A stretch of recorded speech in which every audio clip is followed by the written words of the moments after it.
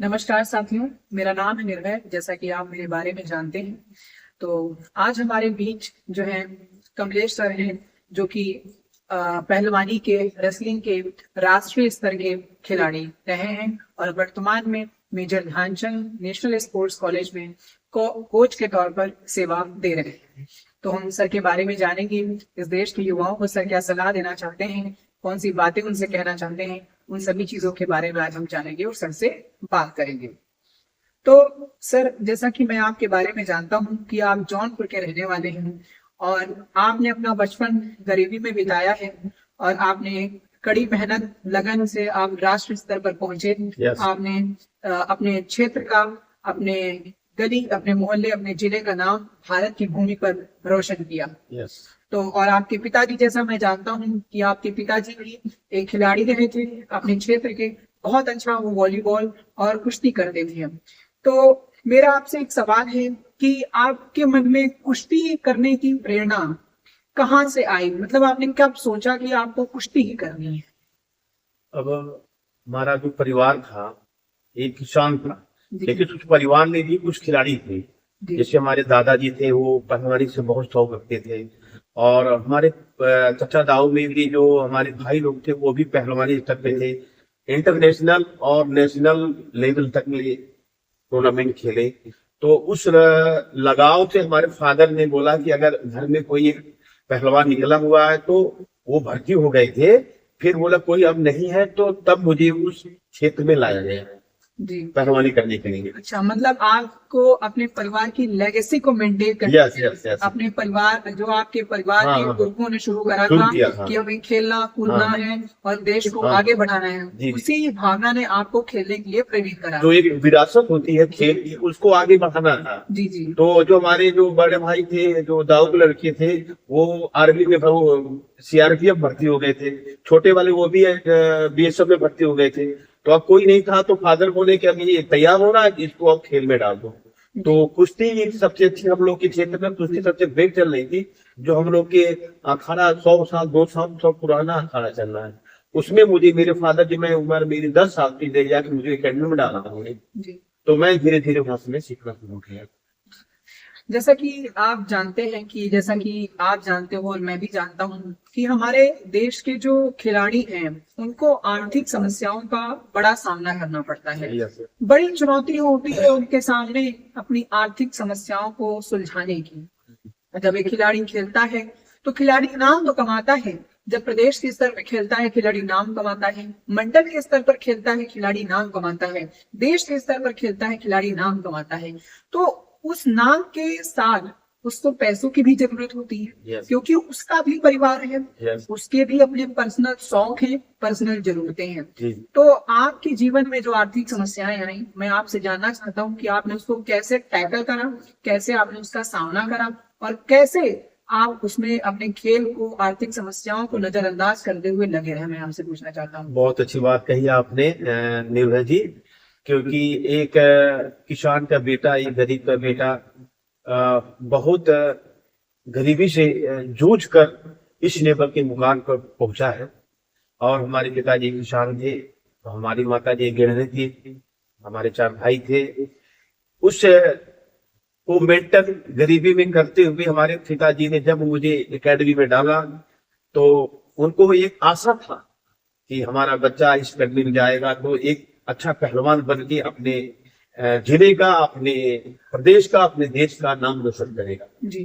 तो उसमें मेरी धीरे धीरे रुचि बढ़ती गई, और गरीबी भी थी मेरे पीछे कि 4 भाई थे, उसमें घी दूध बादाम कभी मुझे देखने को मिला नहीं।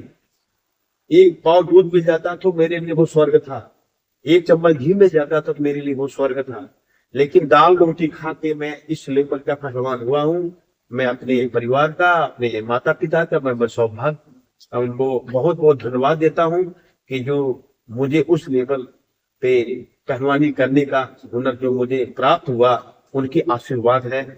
मैं राष्ट्रीय स्तर का एक पहलवान हूँ, senior national, all India national, junior national तक मैंने टूर्नामेंट खेला, जो अपने प्रदेश का, अपने देश का नाम रोशन किया। जी। मेरा जैसे मैं आपके बारे में जानता हूँ, मेरा आपसे सवाल है कि जैसे आप 10 सालों से बच्चों को सिखा रहे हैं जी ताइक्वांडो, जी जी जी। तो आप नेतृत्व में तकरीबन जैसा कि मैं जानता हूँ 25 से ज्यादा बच्चे जो हैं राष्ट्रीय स्तर पर गेम इवेंट में पार्टिसिपेट यस, करा, हाँ, उसमें जी जी मेडल जीत करके जी आए। जी। तो आप देश की पहलवानी के जो बच्चे हैं उनका भविष्य किस तरीके से देखते हैं? आप मतलब क्या देखते हैं कि बच्चे अंतर्राष्ट्रीय स्तर पर किस तरीके का आने वाले समय में प्रदर्शन करेंगे और वर्तमान समय में कैसा प्रदर्शन कर रहे हैं और कहाँ पर उनको सुधार की जरूरत है? मैं आपसे ये बात जानना चाहता जैसे आपने कहा कि हमारे बच्चे 50 बच्चे, करीब 25 बच्चे जो नेशनल मेडल लिया।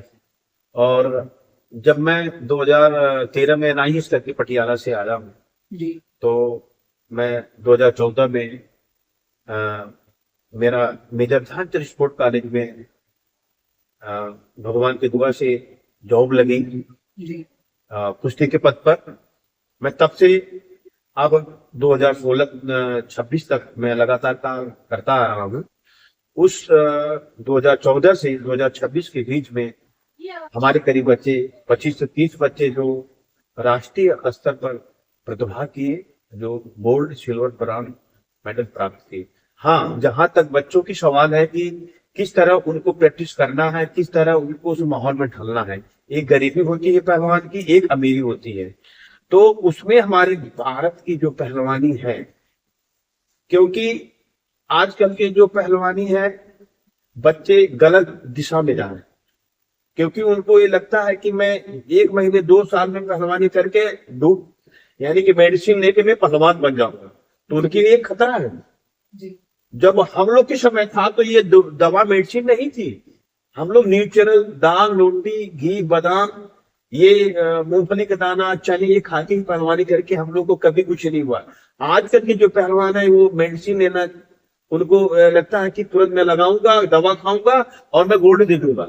उनके लिए घातक बनता चला जा रहा है। जी ये गरीब लड़का भी लगा सकता है, इतनी बड़ी मेडिसिन नहीं ले सकता है, लेकिन उसमें कुछ कमी है।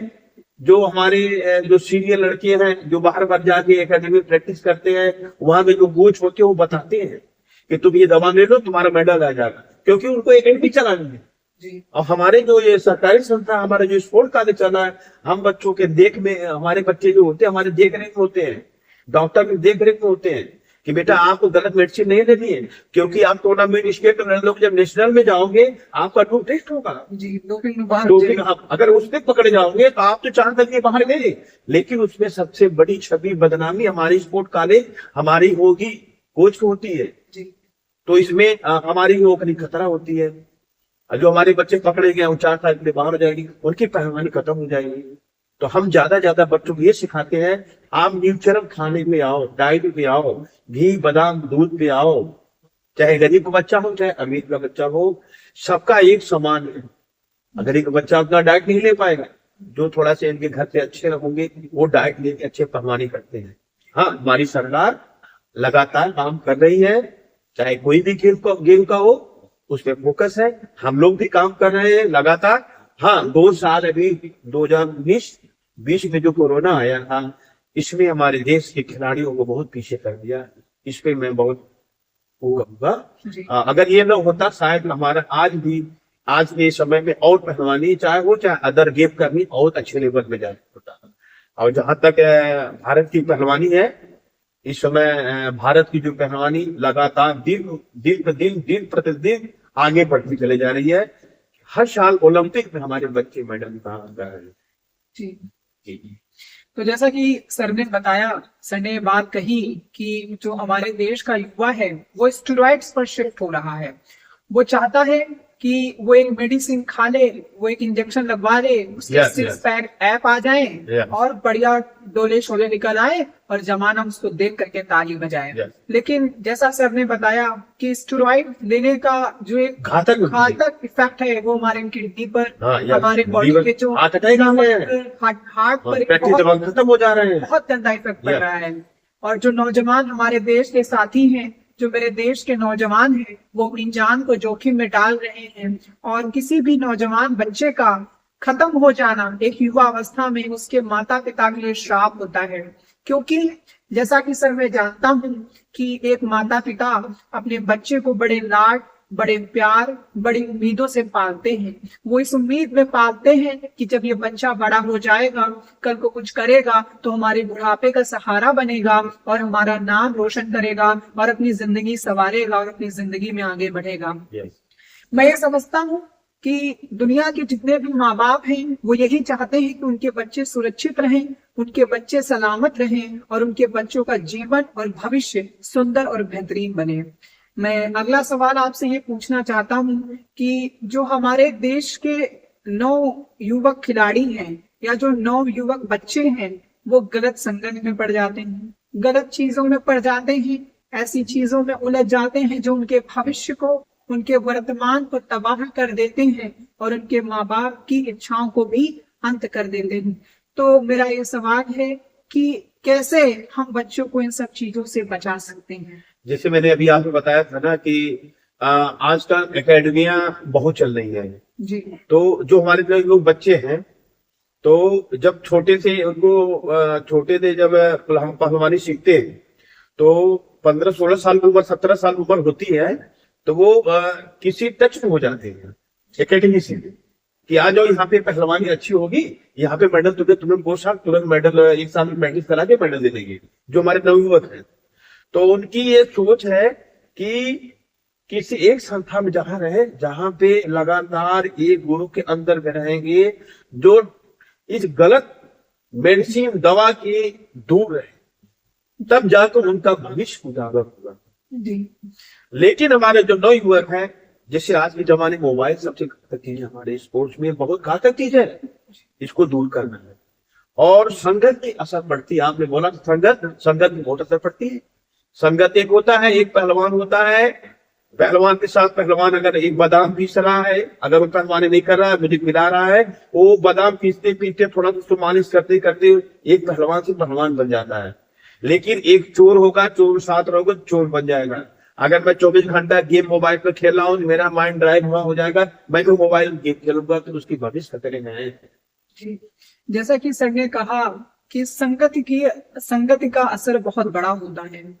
अगर संगति अच्छे लोगों की हो जाए तो बच्चे का भविष्य बन जाया करता है, और संगति अगर खराब लोगों की हो जाए तो बच्चे का भविष्य तबाह हो जाया करता है। तो बड़ी अच्छी बात कही। मेरा जो अगला सवाल है वो ये है कि जहां पर हम अंतर्राष्ट्रीय स्तर पर देखते हैं कि अलग अलग देशों की बच्चियां, अलग अलग देशों की महिलाएं कुश्ती में बड़ा हाथ आजमाती हैं, बड़ा पार्टिसिपेट करती हैं, उनकी संख्या बहुत बड़ी है। वहीं पर हम अपने प्यारे और खूबसूरत से भारत देश के जब गांव की तरफ मुड़ करके देखते हैं और भारत देश के जो विकासशील या जो अविकसित क्षेत्र हैं, वहां पर माँ बाप अपनी बच्चियों को एक बार पढ़ने का मौका तो दे देते हैं, एक बार को पढ़ा देते हैं, इंटर तक पढ़ा दिया, फिर उसके बाद बच्चे की शादी कर देते हैं। लेकिन जब बात आती है स्पोर्ट्स की, जब बात आती है रेसलिंग की या बात आती है एथलेटिक्स की, तो माँ बाप के कलेजे कब जाया करते हैं और समाज के बारे में सोच करके वो अपनी बच्चियों को रोक लेते हैं। तो हम माँ बाप को क्या सिखा सकते हैं कि कैसे वो माँ बाप अपनी बच्चियों को सीखने के लिए, पढ़ने के लिए आगे प्रेरित करें। और जैसा आप जानते हैं कि अगर आपके बच्चे को कोई समस्या होगी, अगर आपके बच्चे को कोई परेशानी होगी, तो ये जो समाज के 4 लोग हैं वो आपके बच्चे को सहारा नहीं देंगे। अल्टीमेट अंत में सहारा माँ बाप को देना पड़ेगा, अंत में सहारा परिवार वाले को देना पड़ेगा। तो जो बच्चे समाज की वजह से अपने बच्चों को रोक लेते हैं सीखने से, पढ़ने से, जानने से, लड़ने से, तो उनको हम कैसे समझाएं कि बच्चियों को आगे पढ़ने का मौका दो, बच्चियों को लड़ने का मौका दो, बच्चियों को मेरिट कौम बनने का मौका दो। देखिए, सबसे बड़ा होता है विश्वास और भरोसा। अगर माँ बाप को भरोसा है कि चाहे मेरा बेटी हो चाहे बेटा, दोनों को एक समान सोचना है और समझना है और विश्वास करना जी। और बच्चों को भी के ऊपर भी प्रति अपने माँ बाप के ऊपर विश्वास करना होगा। अगर मेरे गार्जियन लोग मुझको किसी चीज में, चाहे पढ़ाई के क्षेत्र हो चाहे स्पोर्ट के क्षेत्र हो, अगर मुझे उसमें क्लास करने के लिए भेज रहे हैं तो मुझे विश्वास करना होगा, उनको दिलाना होगा कि मैं स्पोर्ट बनूंगा या फिर पढ़ाई क्षेत्र में जाऊंगा। और हमारे फादर लोग, माता जी को भी विश्वास करना पड़ेगा, गार्जियन लोगों को भी, कि मेरा बेटा अगर एकेडमी में जा रहा है तो उस पर ध्यान में नजर रखना है कि किस तरह से पढ़ाई कर रहा है, किस तरह स्पोर्ट्स कर रहा है।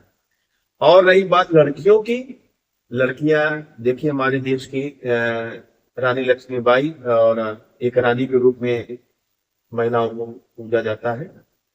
और पहले जमाने में ये था जो घर से नहीं निकलने दिया जाता था। अब धीरे धीरे जो लड़कियां को एक पढ़ाई के क्षेत्र में चाहे हो, चाहे खेल के क्षेत्र में हो, एक विश्वास के रूप में धीरे धीरे आगे बढ़ा रहे हैं।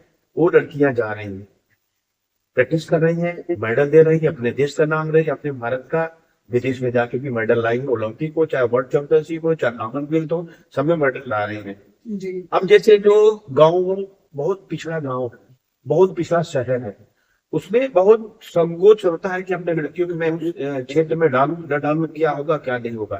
तो इसलिए मैंने कहा कि विश्वास होना चाहिए अपने माता पिता का, एक विश्वास होना चाहिए अपने बच्चों के, जो माता पिता हमारे क्षेत्र में डाल रहे हैं प्रैक्टिस करने के लिए, तब मैं आगे बढ़ूंगा, नहीं तो नहीं बढ़ पाऊंगा। और दायित्व आधार है बच्चों का, माँ बाप का आधार है पेरेंट, टीचर का और एज ए कोच का। जो अगर मेरे पास आया बच्चा तो मैं उसको कितना सिखा सकूं, कितना उसको बता सकूं कि ये बच्चा जल्दी जल्दी इंप्रूव करके आगे बढ़े।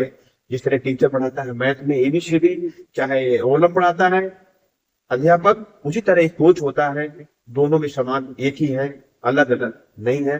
तब जाके बच्चा सीखता है, आगे जाता है, मेडल देता है। जी, जैसे कि सर ने बात कही कि बच्चों को माँ बाप पे भरोसा करना चाहिए, माँ बाप को बच्चों पर भरोसा करना चाहिए, और इनमें से उन्होंने तीसरा नाम और बोला, टीचर्स, गुरु, जो हमारे समाज के संरचनक हैं, जो हमारे समाज को रचना करते हैं, हमारे देश की रचना कर रहे हैं, हमारे देश का भविष्य बनाते हैं।